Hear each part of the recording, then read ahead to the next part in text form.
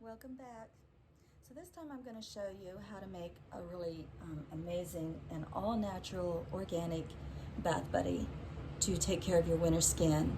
If you're at all like me and you're suffering through this winter with metropolitan treated chemical water that feels like shreds of razor blades coming out of the faucet head and hitting you on the skin in the wintertime, I feel your pain. If it weren't for these things, I don't know, my skin would just be screaming at night. I already can't wear anything with bleach on it in the wintertime, even with this. So I can imagine if I didn't have this. It's the only thing that keeps my skin happy all winter. And it's gonna be completely organic. So when you're done with this, you're just gonna throw the whole thing into your garden, into your compost bin, and let it naturally compost. So what you wanna start off with is cheesecloth. Cheesecloth, there's so many uses for cheesecloth that you just keep a bolt of it around all the time. I don't know how you could get along without it. We need something about 7 by 7, I would say, inches. I'm in America. But you want it like that so that you can tidy up your edges pretty good, because you don't want this coming apart in your bathtub. That would make a really kind of a mess. You want to be able to get a nice, tidy knot in there to secure everything. And then you want some natural cordage. I do throw mine into the compost, and if this cordage doesn't compost, it just becomes nesting material for my birds outside. So, and the chickens can peck at this, the wildlife can peck at it. It isn't going to hurt anybody, so it's not going to fill a landfill. So I'm going to add 3 ingredients to my bath buddy. You don't have to. You really only need 2. Actually, you could just get away with just the oats, because this alone is amazing for your skin. But I'm going to add a little bit of rose petal, only because I grew these roses myself. Now in my area here, these are grown decoratively. They're not necessarily for scent. They don't have any kind of real aroma. They just smell really kind of earthy. And I pick up the petals all summer long. So when I'm under the rose, which, did you know that means a secret, under the rose? But anyway, when I'm under the rose in the summertime, it's sort of a meditative thing. And I'm picking up my spent rose petals off the lawn. And it's just a quiet time. It's just me time. And so that naturally just kind of puts, just a bit of like a magical spell on these, if you will. It's just a meditative self-love. You know, we can all use self-love, but you don't have to have the roses. I don't know the name. It's just a decorative rose, and the petals come on all summer long, and they shed all summer long. They're amazing. Calendula. Calendula, you need to buy this by the bushel basket. These petals, it's kind of marigold, but it has incredible skin calming qualities to it. I could grow acres of this and not have enough of these petals to go around for my calendula oil in the wintertime. My family swears by it. It's what gets us all through the winter. And I'm going to show you in a minute how to make calendula oil, but you got to have calendula petals. Now in the tub, this might turn your bath just a tiny bit yellow, but it's not staining really. You can just rinse it out right away, and it's certainly not going to stain your skin or your clothing or anything like that. But calendula, yeah, you definitely got to get you some calendula, and just you don't have to be stingy with it.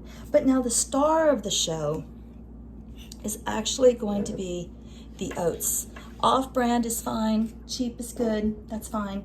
But I do recommend the old-fashioned oats. I think the instant oats are more powdery, and I think that would kind of make a mess. So I don't know, I would say about 4 tablespoons of this probably really work.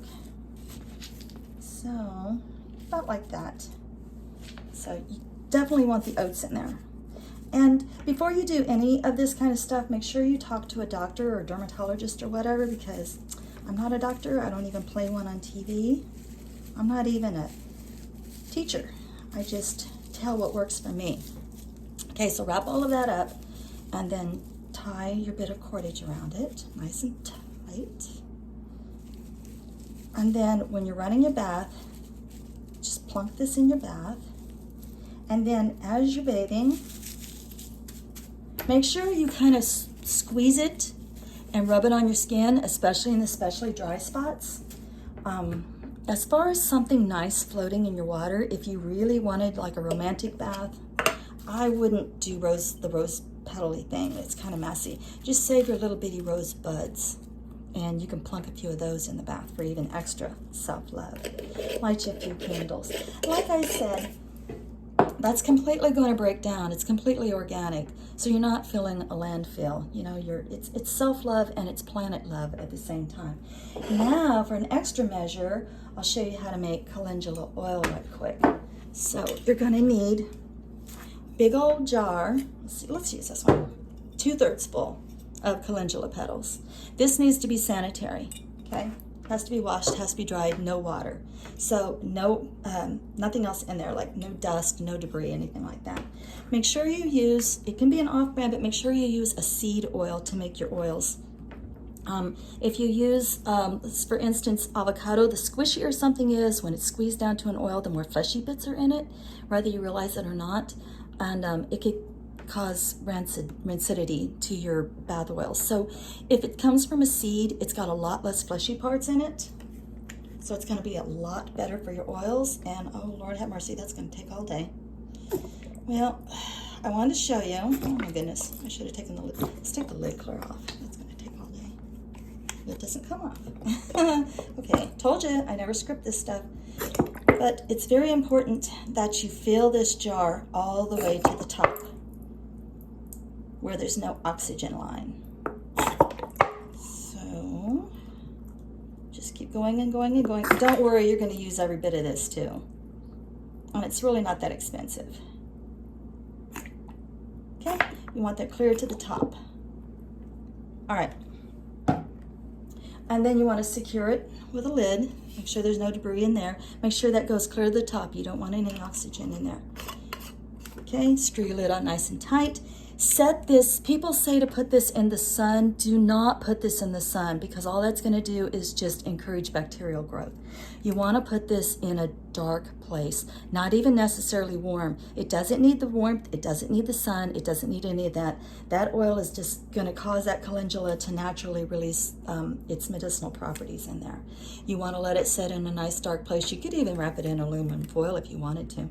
Shake it every few days. Keep it all going. Make sure that it's not going rancid on you. Make sure there's no, if there's any kind of mold or bacteria that grows in here, you don't want to use it. It's not that expensive to make. You can certainly throw it out. You could throw it into, you know, well, I don't know if you want to put all that oil in your compost, but certainly throw it away outside. It's not going to hurt anything. It's not going to hurt the land, and start it over. But after 6 weeks, you want to strain this real good, and that's another good use for your cheesecloth, because you're going to strain this into a bottle. And you want to keep it in a nice dark bottle. Always keep it out of the sunlight so it'll withhold its medicinal properties. And that's your calendula oil. So there's your bath buddy and your calendula oil. Hope you give that a try, and let me know how that does for your skin for the winter. All right, y'all, take care. Love and peace.